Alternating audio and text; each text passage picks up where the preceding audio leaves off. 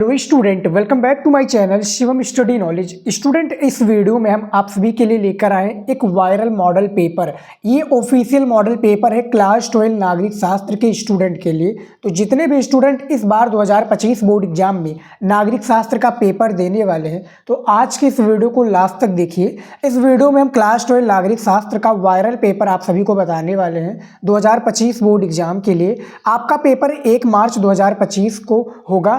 तो 100% यही पेपर आएगा जो आज के इस वीडियो में हम लेकर आए हैं। तो जिन भी स्टूडेंट का टारगेट है नागरिक शास्त्र में 100 में से 95 प्लस स्कोर करना, आज के इस वीडियो को लास्ट तक देखिए। ये जो पूरा पेपर ऑफिशियल पेपर है यूपी बोर्ड ने जारी किया है, इस पेपर का मैं पूरा सॉल्यूशन देने वाला हूं, यानी हर एक क्वेश्चन का आंसर भी मैं आपको बताने वाला हूं। ऑफिशियल पेपर है तो इसमें कुछ ना कुछ तो खास जरूर होगा ही। ये यूपी बोर्ड ने जारी किया है, माध्यमिक शिक्षा परिषद बोर्ड द्वारा जारी किया गया इंटरमीडिएट परीक्षा का ये पेपर है। आप लोग सोच रहे होंगे 2023 और 24 लिखा है, तो ये सिलेबस चेंज नहीं हुआ है और आपके इस बार भी इससे लगभग क्या है 40% क्वेश्चंस आपके पेपर में 100% पूछे जाएंगे। तो प्रतिदर्श प्रश्न पत्र है कक्षा 12 नागरिक शास्त्र के लिए। तो चलिए शुरू करते हैं और पेपर को पूरा सॉल्व करके बताते हैं। इसमें बताए गए जितने भी इंपॉर्टेंट क्वेश्चंस हैं अभी को आप लोग तैयार कर लीजिए, अभी से तैयार करना शुरू कर दीजिए। देखिए, पूर्णांक 100 नंबर का है आप लोगों का नागरिक शास्त्र का। समय आपको दिया जाएगा 3 घंटा 15 मिनट, सभी को पता है। प्रारंभ के 15 मिनट परीक्षार्थियों को प्रश्न पत्र यानी ये जो पेपर है आपको 15 मिनट अच्छे से पढ़ लेना है, ठीक है। और निर्देश में देखिए कि सभी प्रश्न अनिवार्य है। प्रश्न संख्या 1 से 10 तक बहुविकल्पीय प्रश्न है। फिर तीसरे में प्रश्न से 11 से 20 तक अति लघु उत्तरीय प्रश्न है, जिनका प्रत्येक उत्तर लगभग 10 शब्दों में देना है, ठीक है, एक वाक्य में देना है। चौथा नंबर पॉइंट है कि प्रश्न संख्या 21 से 26 तक लघु उत्तरीय प्रश्न वर है, जिनका उत्तर लगभग 50 शब्दों में देना है, ठीक है। 5 नंबर है कि प्रश्न संख्या 27 से 30 तक लघु उत्तरीय प्रश्न 2 है, जिनका प्रत्येक उत्तर लगभग 100 से लेकर 125 शब्दों में देना है। फिर प्रश्न संख्या 31 से 32 तक दीर्घ उत्तरीय प्रश्न है, जिनका प्रत्येक उत्तर लगभग 250 शब्दों में देना है। और सभी प्रश्नों के निर्धारित अंक उनके सामने दिए हुए हैं, तो मैं आपको पूरा डिटेल में बताऊंगा, ठीक है। अब यहाँ पर आप लोग देखेंगे कि शुरू में 1 से 10 तक बहुविकल्पीय प्रश्न है, तो आपकी बुक से ही लिए जाएंगे सारे क्वेश्चंस। तो चलिए सॉल्व करते हैं। और ये पेपर जो सभी बहुत ही ज़्यादा इंपॉर्टेंट है आप सभी के लिए, आप सभी को पता होगा, ठीक है। तो देखिए निर्देश में कि निम्नलिखित में से प्रत्येक प्रश्न के दिए गए 4 विकल्पों में से सही उत्तर चुनकर अपनी उत्तर पुस्तिका में लिखिए, यानी जो भी आपके क्वेश्चन का राइट आंसर होगा विकल्प उसी को चुनना है, ठीक है। तो देखिए सबसे पहला क्वेश्चन दिया हुआ स्क्रीन पर कि निम्नलिखित में कौन सी संधि परमाणु निशस्त्रीकरण से संबंधित है। तो परमाणु निशस्त्रीकरण से कौन सी संधि संबंधित है, 1 नंबर का क्वेश्चन है। क्या नाटो हो जाएगा? बिल्कुल नहीं। सॉल्ट हो जाएगा? बिल्कुल नहीं। स्टॉल्ट हो जाएगा? बिल्कुल नहीं। एनपीटी। अब आप लोग एनपीटी का फुल फॉर्म बताइए क्या है। नॉन आप लोग बताइए एनपीटी का फुल फॉर्म क्या होता है। कमेंट में तो मैंने काफ़ी बार आपको बताया है, ठीक है। ये एक प्रकार से निशस्त्रीकरण होता है, जिससे क्या है कोई भी देश परमाणु का परीक्षण नहीं कर सकता, ठीक है। तो एनपीटी का आप लोग नीचे कमेंट में फुल फॉर्म जरूर बताइएगा। ऑफिशियल पेपर है और इसी से आपका अंदाज़ा लग जाएगा कि आप कितने तैयार हो बोर्ड एग्जाम में पेपर देने के लिए। 1 मार्च को पेपर है आपका 2025 का, तो कितने तैयार हो आपके इसी पेपर से डिसाइड हो जाएगा, ठीक है। तो चलिए देख लेते हैं सारे क्वेश्चंस को।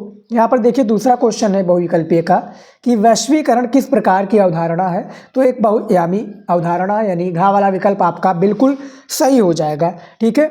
उसके बाद में देखिए 3 नंबर क्वेश्चन कि निम्नलिखित में कौन सा कथन वायुमंडल के संदर्भ में सही है, ठीक है। तो इनमें तीनों में से मैंने गूगल पर सर्च किया तो इसका आंसर सटीक मुझे बिल्कुल भी नहीं मिला, ठीक है। आप लोगों का हिसाब से इसका राइट आंसर क्या होना चाहिए, फिलहाल मैं इस पर टिक लगा देता हूँ घ नंबर पर, उपरोक्त में से कोई नहीं। लेकिन आपके हिसाब से इसका राइट आंसर क्या होना चाहिए, यदि आपको भी इसका राइट आंसर पता है तो कॉमेंट में ज़रूर बताइएगा, ठीक है। चलिए देख लेते हैं और क्वेश्चन। देखिए यहाँ पर देखिए 4 नंबर क्वेश्चन है शाक थेरेपी का क्या अर्थ है, यानी जो शाक थेरेपी इसका क्या अर्थ है स्टूडेंट, सभी को पता होगा आघात पहुंचाकर उपचार करना। आपके फर्स्ट चैप्टर से ये लिया गया क्वेश्चन है और ऑफिशियल पेपर है स्टूडेंट यूपी बोर्ड के द्वारा। तो आप ये मत सोचिएगा कि इससे क्वेश्चन नहीं आएगा, इससे क्वेश्चन जरूर आएगा, क्योंकि ये बोर्ड ने जारी किया है, जो भैया पेपर कराता है वही ने ये पेपर को जारी किया है, ठीक है। तो पेपर तो आएगा इसमें से, चाहे कुछ भी क्वेश्चन आए लेके आएगा बोर्ड एग्जाम में, ठीक है। तो ये देखिए शाक थेरेपी का क्या अर्थ है, आघात पहुंचाकर उपचार करना, ठीक है। उसके बाद में देखिए 5 नंबर क्वेश्चन WSF का पूरा नाम क्या है? WSF का पूरा नाम क्या है? तो आप सभी को पता होगा, world social forum. World social forum WSF का पूरा नाम है। ठीक है, ये इस तरह से WSF वर्ल्ड सोशल फोरम। ठीक है, समझ में आ गया। तो 5 नंबर क्वेश्चन का राइट आंसर ये। अगला क्वेश्चन देखिए यहाँ पर 6 नंबर, राज्य पुनर्गठन अधिनियम कब पास हुआ? तो आपका 6 नंबर क्वेश्चन है कि राज्य पुनर्गठन अधिनियम ये कब पास हुआ था। तो ये ऑब्जेक्टिव क्वेश्चन में ज़्यादातर पूछे जाते हैं। तो इसका जो राइट आंसर हो जाएगा डियर स्टूडेंट, ये आपका हो जाएगा 1956 में, यानी 6 नंबर का ऑप्शन बिल्कुल सही हो जाएगा। अगला क्वेश्चन है 7 नंबर कि खाद्य संकट से सर्वाधिक प्रभावित राज्य था। ठीक है, तो खाद्य संकट से स्टूडेंट जो सर्वाधिक जो प्रभावित राज्य था, मैं बात करूं तो वो आपका कौन था? पश्चिम बंगाल था। ठीक है, तो 7 नंबर का आपका गा ऑप्शन बिल्कुल सही हो जाएगा। 8 नंबर क्वेश्चन दिया हुआ है कि बॉम्बे प्लान का उद्देश्य क्या था? तो बेसिकली जो बॉम्बे प्लान का उद्देश्य था स्टूडेंट, ये आपका था भारत का आर्थिक विकास करना। ठीक है, तो 8 नंबर का गा ऑप्शन आपका बिल्कुल सही हो जाएगा। उसके बाद में देखिए स्टूडेंट 9 नंबर क्वेश्चन, 1975 ईस्वी में आपातकाल घोषणा के समय भारत के प्रधानमंत्री कौन थे? तो भैया इंदिरा गांधी जी थी। अब देखिए आपातकाल लागू कब हुआ? तो ये 2 साल के लिए लागू हुआ था स्टूडेंट बेसिकली, और ये लागू हुआ था 1 जून 1975 को। किसके अगुवाई में? जो इंदिरा गांधी जी हैं, उस समय की भारत की प्रधानमंत्री थी ये। ठीक है, तो 9 नंबर का खा ऑप्शन बिल्कुल सही हो जाएगा। अगला क्वेश्चन देखिए 10 नंबर, किस दशक को स्वायत्तता का दशक कहा जाता है? ठीक है, स्वायत्तता का दशक किसको कहा जाता है? क्या 1960 को कहा जाता है, 1950 को, 1970 को, या 1980 को? तो जी हाँ स्टूडेंट, 1980 को स्वायत्तता का दशक कहा जाता है। तो आपका 10 नंबर का खा विकल्प बिल्कुल सही हो जाएगा। ठीक है स्टूडेंट, अब चलिए देख लेते हैं अति लघु उत्तरीय प्रश्न को, जो कि 2 नंबर का एक क्वेश्चन होता है बेसिकली। ठीक है, कितने नंबर का? 2 नंबर का एक क्वेश्चन। तो ये टोटल 10 क्वेश्चन आपके नागरिक शास्त्र में पूछे जाते हैं। 11 नंबर क्वेश्चन है कि सुरक्षा से क्या तात्पर्य है? जो सुरक्षा है बेसिकली इससे तात्पर्य क्या है? तो मैं इसका भी आंसर आप सभी को बताने वाला हूँ स्टूडेंट, तो डोंट वरी, सारी चीज़ें आपको पता चलेंगी।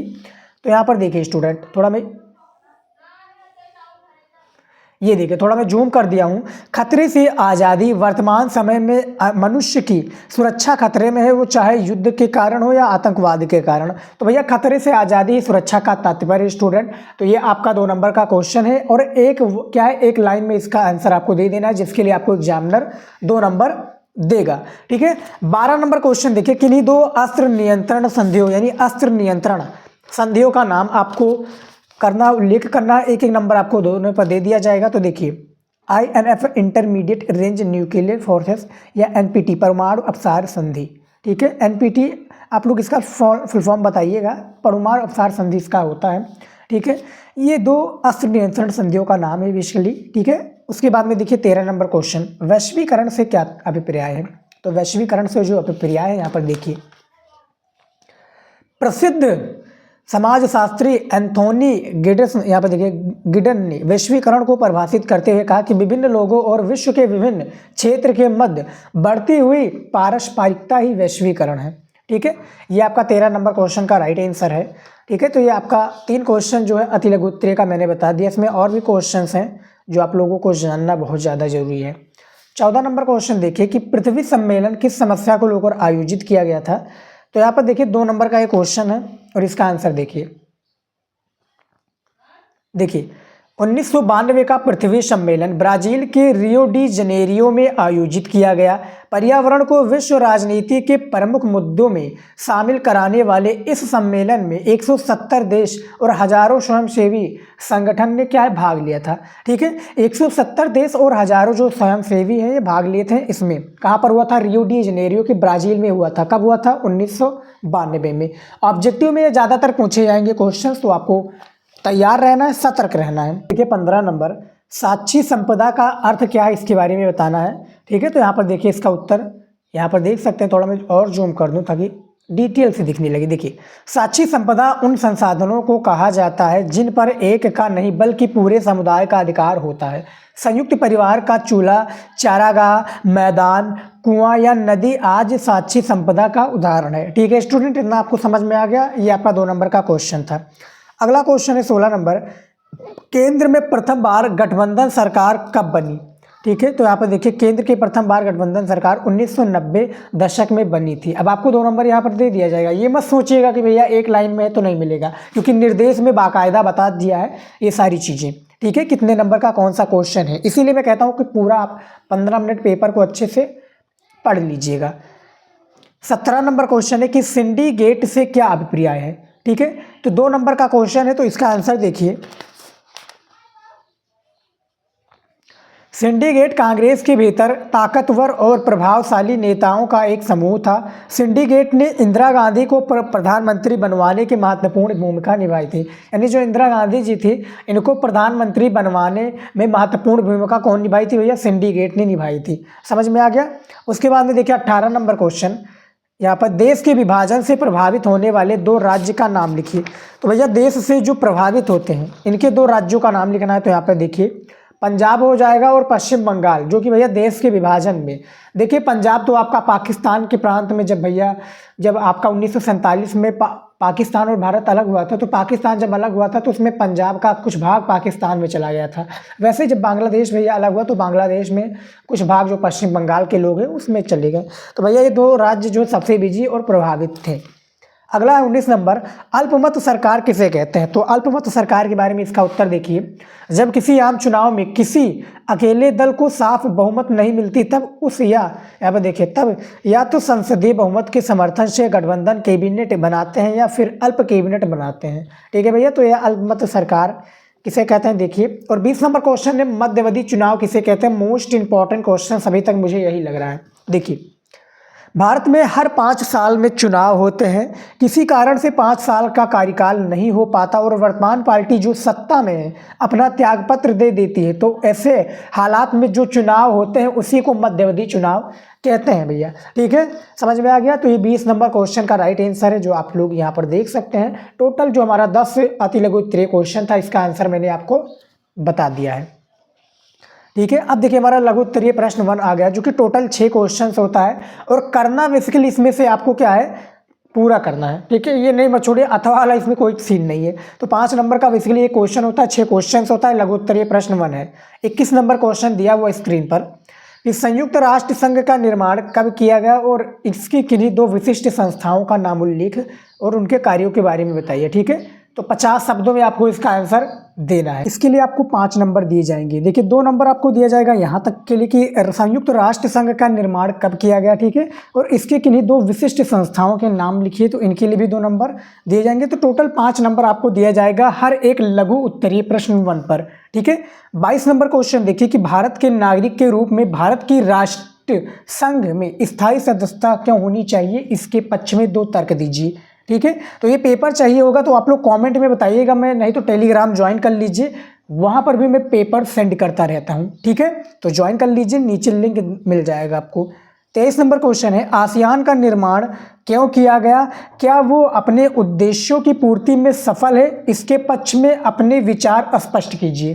ठीक है, तो टोटल 5-5 नंबर का 6 क्वेश्चन होगा लघु उत्तरीय प्रश्न का, और ये सभी क्वेश्चन का आंसर आपको अपने क्वेश्चन बैंक में देखने को आसानी से मिल जाएगा।